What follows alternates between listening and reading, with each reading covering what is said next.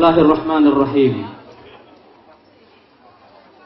Alhamdulillahilladzi faradal jihada 'alal muslimin wa ja'alahu manata 'izzihim wa rif'ihim. Asyhadu an la ilaha illallah wahdahu la syarika lah. Syahadata sidqin wa haqq. Wa asyhadu anna Muhammadan 'abduhu wa rasuluhul mab'uts rahmatan lil 'alamin.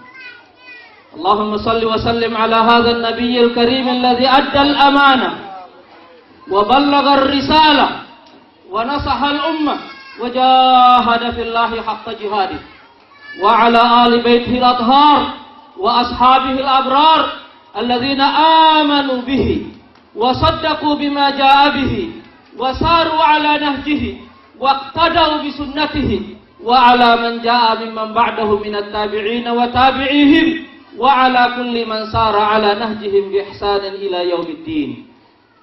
Fa ya ma'asyira ikhwani wa akhawati, uhayyikum jami'an bi tahiyyatil islamil khalidah wa tahiyyatul islamis salam. Assalamualaikum warahmatullahi wabarakatuh. Saudara-saudara sekalian, kata pertama yang ingin saya ucapkan kepada saudara semua adalah saya mencintai kalian semua. Inni uhibbukum fillah. Atas nama cintalah kita berkumpul juga pada malam hari ini, dan insyaallah atas nama cinta juga kita akan bekerja keras untuk memenangkan pemilu tahun 2014 yang akan datang. Saya juga ingin menyampaikan salam cinta dari Ketua Majelis Syura Ustaz Hilmi Aminuddin kepada antum semuanya.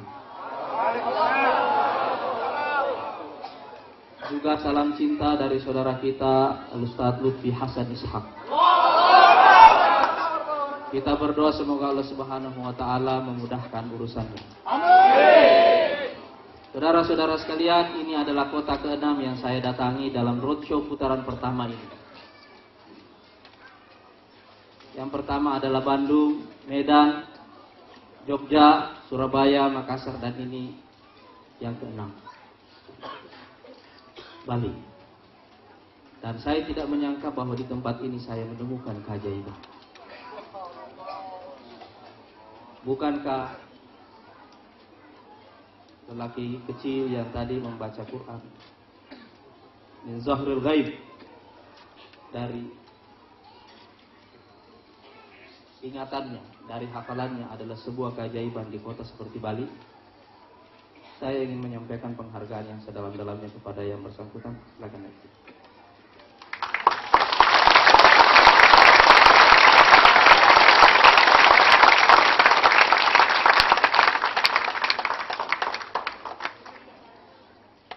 Anak ini pantas kita cium tidak?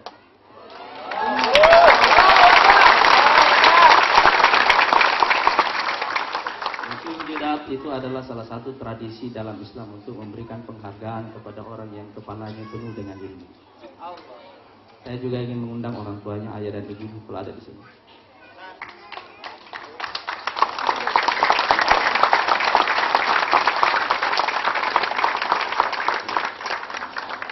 Ingat.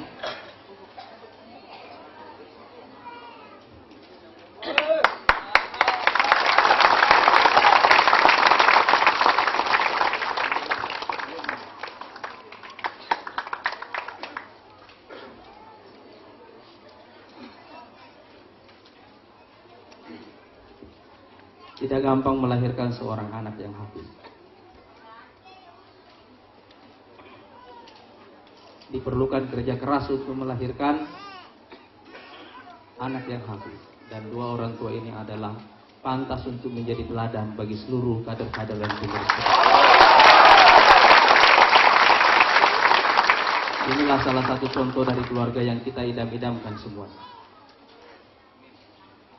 Dan ikhwas sekalian, sebagai bentuk penghargaan saya secara pribadi dan juga kami dari DPP, insya Allah kita akan mengumrohkan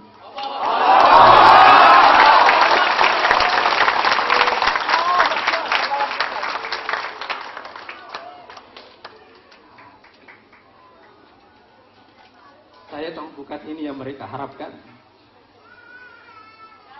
Saya tahu bukan ini yang mereka mimpikan. Tetapi seseorang yang pantas menjadi teladan juga pantas diberikan penghargaan. Allahu Akbar. Allahu Akbar.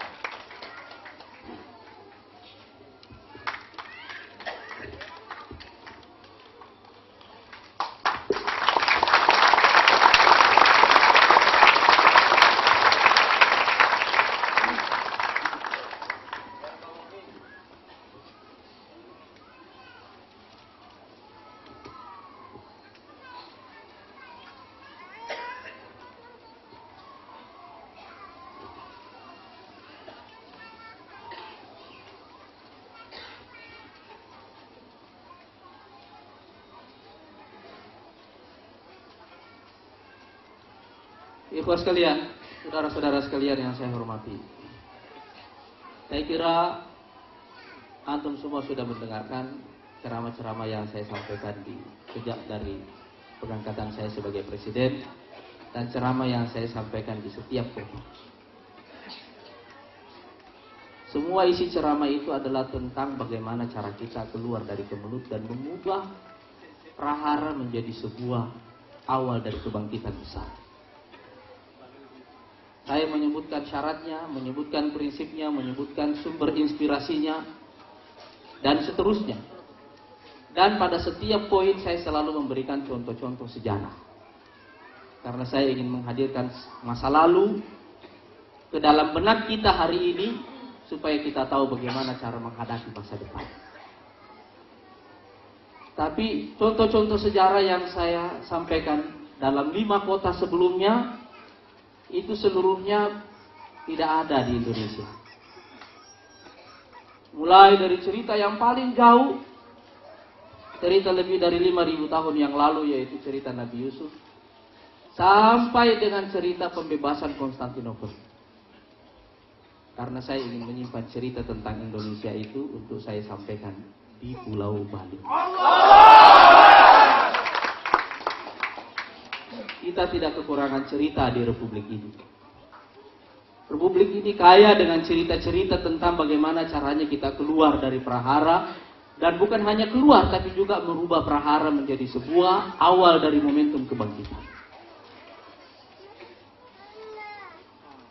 Saudara-saudara sekalian, coba Anda cari dalam literatur asal muasal sebuah negeri yang namanya Indonesia ini.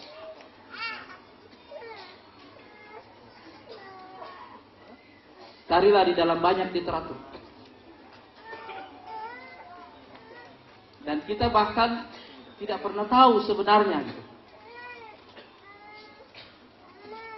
Bahwasanya dulu sebelum 17 Agustus tahun 45 tidak pernah ada sebuah negara yang disebut sebagai Indonesia. Tidak pernah ada. Ada sebuah kawasan yang kita sebut sebagai Nusantara ini. Tapi definisi tentang sebuah negara, nama tentang sebuah negara itu tidak ada.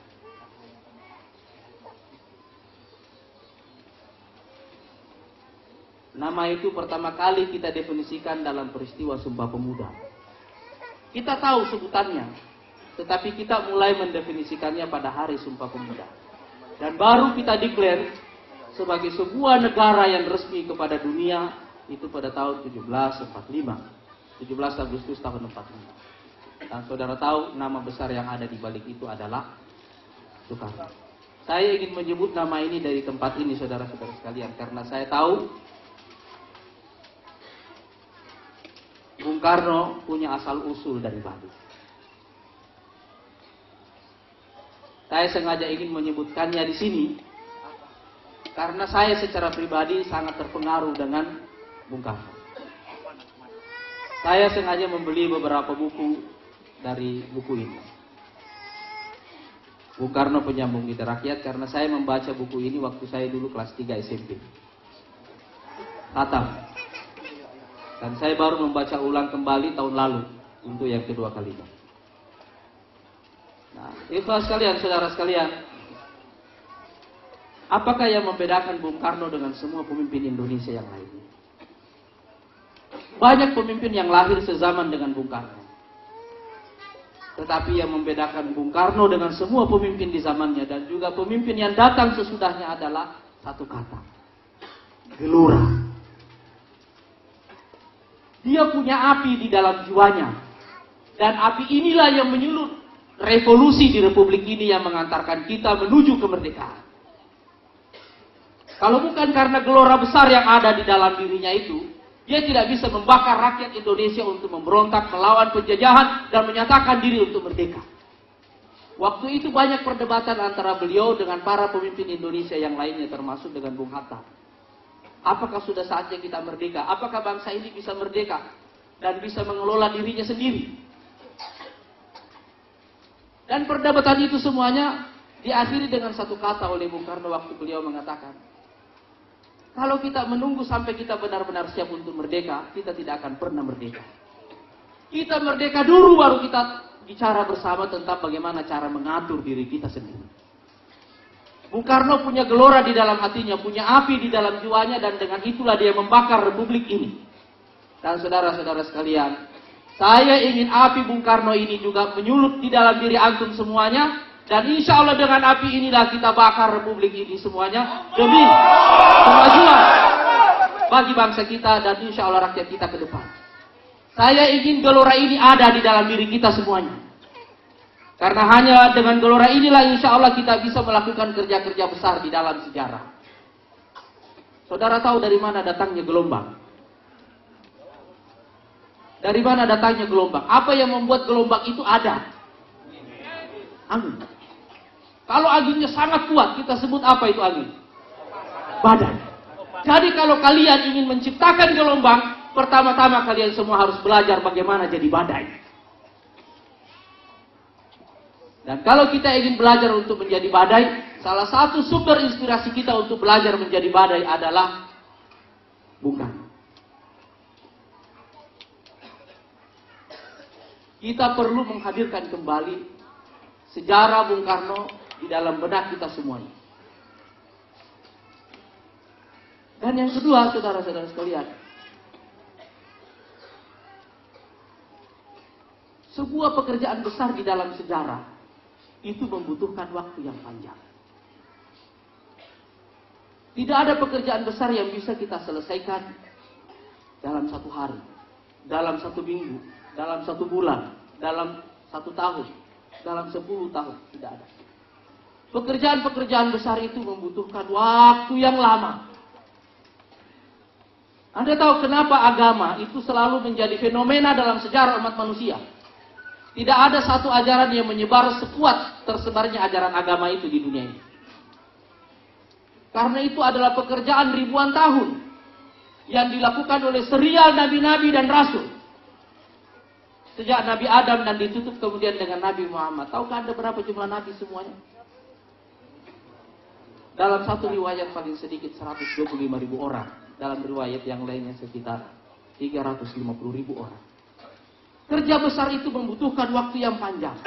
Jadi kalau Anda punya gelora, Anda punya api di dalam diri, Anda punya badai di dalam diri, maka yang kita perlukan selanjutnya itu adalah tangan dingin. Karena kita akan bekerja dalam waktu yang panjang, non-stop. Dan waktu kita bekerja dalam waktu yang panjang itu, seringkali pekerjaan itu tidak disertai dengan sorotan media. Tidak disertai dengan tepuk tangan. Tapi justru disertai dengan kritik demi kritik, cacian, makian, dan seterusnya. Apa yang kita perlukan dalam situasi seperti itu? Kita perlu tangan dingin. Pahlawan itu di dalam sejarah bukanlah orang-orang yang sangat hebat, bukan. Para pahlawan di dalam sejarah itu adalah orang-orang biasa yang melakukan pekerjaan-pekerjaan besar dalam waktu yang panjang, dalam sunyi dan senyap.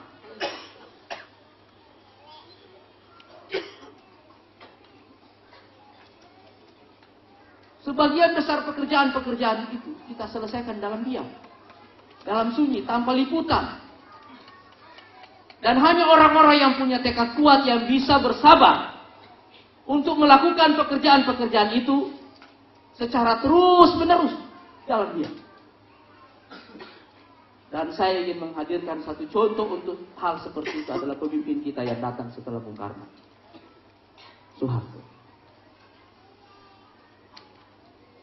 Kalau Bung Karno membawa Republik ini menuju kemerdekaan, maka Pak Harto mengajak membawa Republik ini keluar dari kemelut, tapi setelah itu bekerja dalam diam dalam waktu yang lama.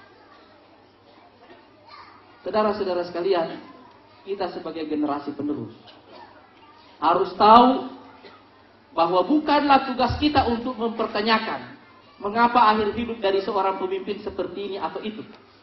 Tetapi yang kita ambil dari setiap pemimpin itu adalah dengan apakah pemimpin itu mengisi sebagian besar dari waktu-waktu hidupnya. Seseorang yang telah mengisi 30 tahun sampai 50 tahun dari seluruh waktu hidupnya untuk melakukan kerja-kerja besar di dalam sejarah,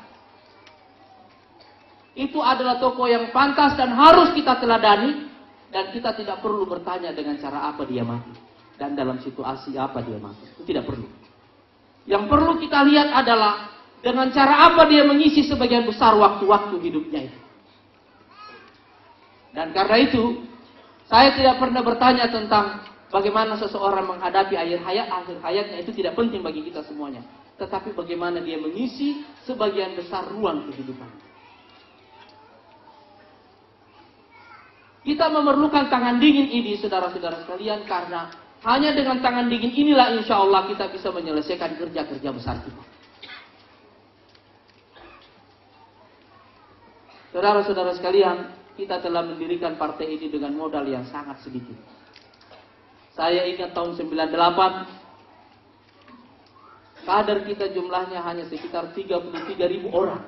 Saya mau catat angka ini, supaya saudara-saudara tahu apa yang terjadi sesudah itu dan bagaimana kita menciptakan perbedaan. 33.000 orang jumlah kader kita yang kita miliki sebagai modal awal untuk mendirikan partai politik. Dan alhamdulillah, nanti bulan April insya Allah kita akan memperingati hari jadi PKS yang ke-15. Dalam waktu-waktu ini kita telah mencatat pertumbuhan yang konstan. 3 kali kita mengikuti pemilu, 3 kali kita mencatat kemenangan-kemenangan, alhamdulillah. Dan saudara-saudara sekalian, apakah yang membuat itu semua bisa terjadi? Keikhlasan yang membuat kita akhirnya punya tangan dingin. Tangan dingin dalam mengelola semua situasi-situasi sulit. Dan karena itu, saya tidak pernah menganggap bahwa situasi sulit yang kita hadapi sekarang ini lebih sulit dari situasi ketika kita mendirikan partai ini pertama kalinya. Tidak pernah. Situasi ini tidaklah lebih sulit dari yang sebelumnya.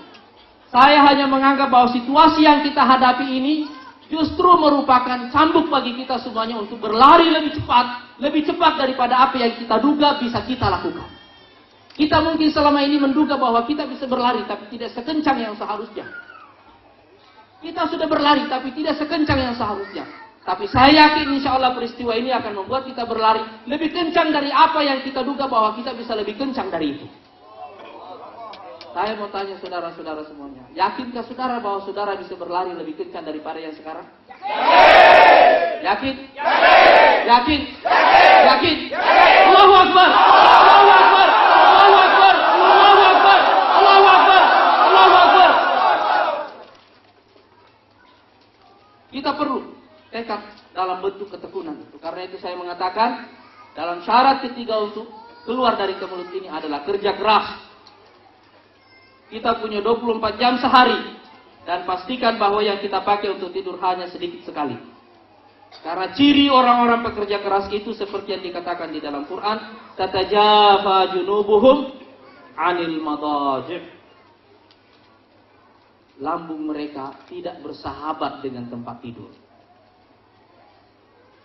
Jumlah jam tidur kita itu adalah indikator paling penting dari obsesi besar yang ingin kita capai.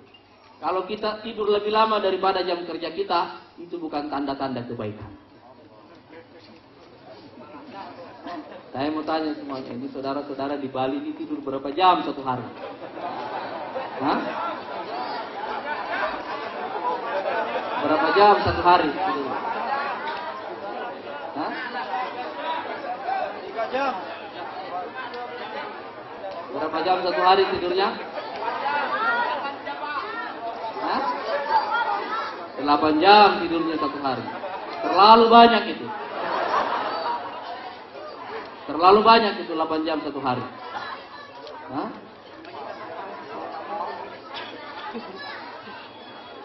Kita mesti kurangi lagi jam tidurnya. Kurangi lagi. Hah? Masih bisa kurang?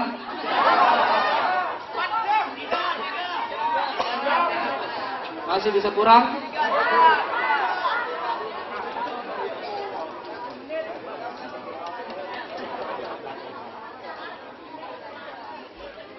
Saudara-saudara sekalian, jam tidur Anda menentukan masa depan Anda semuanya.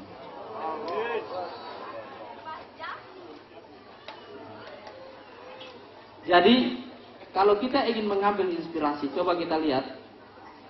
Dalam masa 32 tahun Orde Baru dengan plus minusnya, yang saya catat secara pribadi adalah orang yang bekerja secara konstan terus-menerus seperti itu dalam diam. Terus-menerus. Dan kita perlu menjaga kesinambungan sejarah ini. Tapi kalau kita punya gelora dan kita punya ketekunan, kita punya tangan dingin, kita membutuhkan sesuatu yang lain. Kita juga perlu inovasi yang bisa membuat kerja kecil itu mempunyai impact yang besar. Yang bisa membuat waktu yang sedikit mempunyai nilai yang besar. Yang bisa membuat modal yang kecil melahirkan hasil yang besar. Dan ada satu contoh yang baik untuk itu. Mantan presiden kita yang ketiga yaitu Pak Habibie. Saya ingin saudara-saudara semuanya mempelajari biografi ketiga orang ini. Bung Karno, Pak Harto, dan Habibie. Kita mesti tersambung dengan ketiga orang ini. Dan ada satu poin terakhir yang terkait dengan Pak Habibie. Saya bertemu beliau di sebuah mall di Jakarta sebelum film Habibie Ainun itu keluar.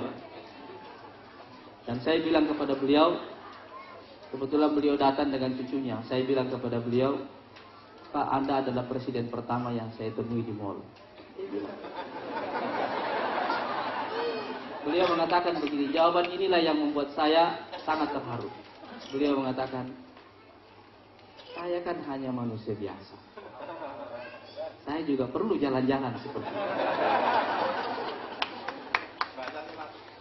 Orang yang punya inovasi dan punya cinta, itu tidak terbebani dengan jabatan-jabatan besarnya. Karena orientasinya di dalam hidup itu adalah berkarya. Dan itulah yang harus kita pelajari dari beliau. Saya sudah menonton film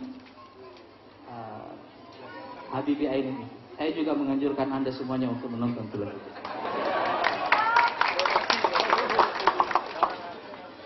Itu film bukan hanya menginspirasi Anda tentang kesetiaan dan cinta, tetapi juga menginspirasi Anda tentang seorang pekerja keras yang inovatif. Beliau hanya menjadi presiden sekitar 18 bulan. Tetapi legasinya, karya terbesarnya bukanlah terutama di situ, tetapi pada pembangunan teknologi yang membuat Republik ini dikenal di dunia sebagai salah satu negara Islam yang paling modern. Orang-orang itu semuanya menghabiskan dalam catatan saya lebih dari 50 tahun dalam total hidupnya untuk satu kerja dengan fokus yang sangat tinggi. Saudara-saudara sekalian, kita baru akan menghabiskan 15 tahun dalam politik nanti pada bulan April. Belum sampai 50 tahun. Iya kan?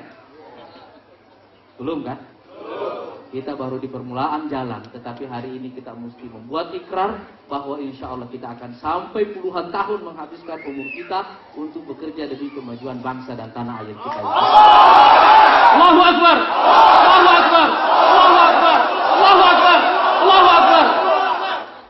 Saudara-saudara sekalian, karena itu pada bagian terakhir dari roadshow ini, kepada saudara-saudara semuanya saya menganjurkan sekali lagi membaca biografi ketiga orang ini. Dan juga kepada seluruh kader di Indonesia, insya Allah saya akan menganjurkan mereka untuk membaca biografi ketiga orang ini. Nasab sejarah PKS harus kita sambungkan dengan ketiga orang ini.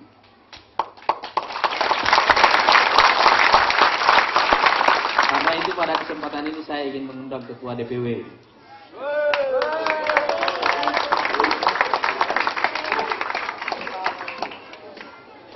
Ini buku saya akan berikan kepada beliau dan ini nanti insya Allah dibagikan kepada para pengurus dan yang lainnya insya Allah.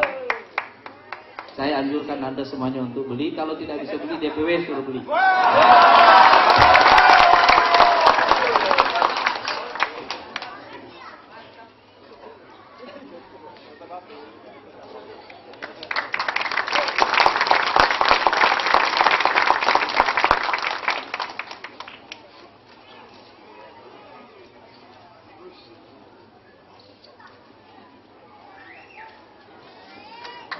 Saudara-saudara sekalian, dengan demikian saya telah menghadirkan sebuah silsilah sejarah yang sangat panjang sejak 5.000 tahun yang lalu sampai sejarah kita hari ini. Dengan menghadirkan masa lalu seperti itu, saya berharap insya Allah kita bisa mempunyai alat baca terhadap situasi kita hari ini. Dan juga petunjuk tentang bagaimana cara kita menghadapi masa depan. Saya sengaja menghadirkan sejarah karena Quran itu 2/3 isinya adalah sejarah. Dan saudara-saudara yang ingin memimpin Indonesia, ingin mengelola negara, harus punya pengetahuan yang kuat dalam bidang sejarah. Ada 3 pengetahuan utama bagi seorang yang ingin mengelola negara. Yang pertama adalah sejarah, yang kedua adalah geografi, yang ketiga adalah sastra. Seseorang tidak mungkin akan bisa mengelola dengan baik sebuah negara, apalagi negara sebesar Indonesia ini, negara keempat terbesar di dunia dan negara Islam terbesar di dunia, kecuali kalau kita mempunyai 3 pengetahuan yang kuat dalam bidang ini. Sejarah, geografi, dan sastra.